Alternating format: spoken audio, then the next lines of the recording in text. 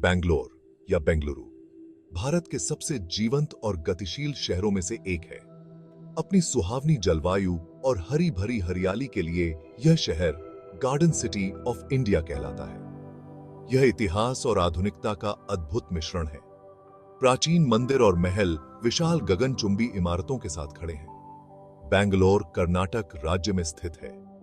यह एक ऊंचे पठार पर बसा है जो इसे ठंडी जलवायु प्रदान करता है। यह पूरे भारत और दुनिया भर के लोगों के लिए एक लोकप्रिय गंतव्य है।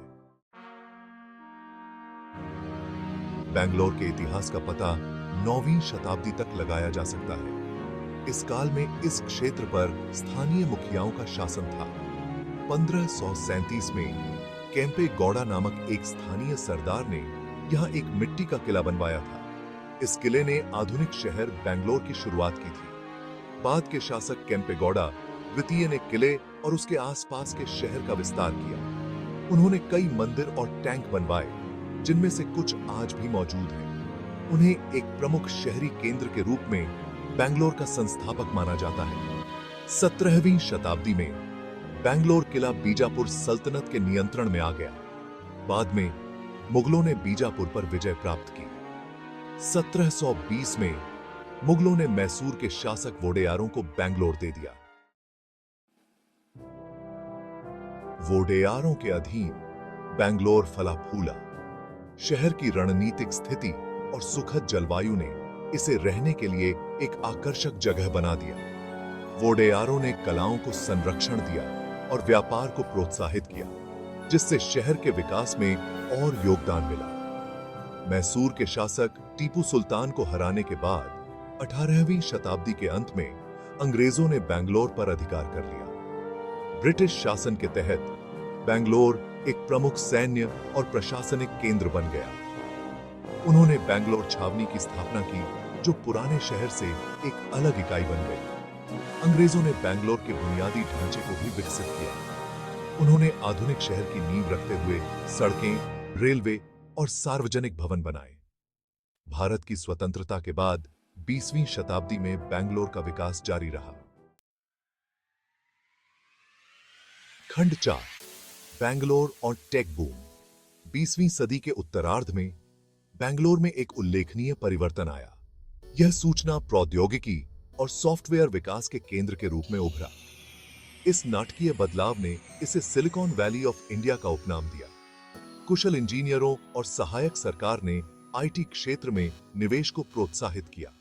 इंडियन इंस्टीट्यूट ऑफ साइंस की उपस्थिति ने भी महत्वपूर्ण भूमिका निभाई। आईटी उद्योग के विकास से तेजी से आर्थिक विकास और शहरीकरण हुआ।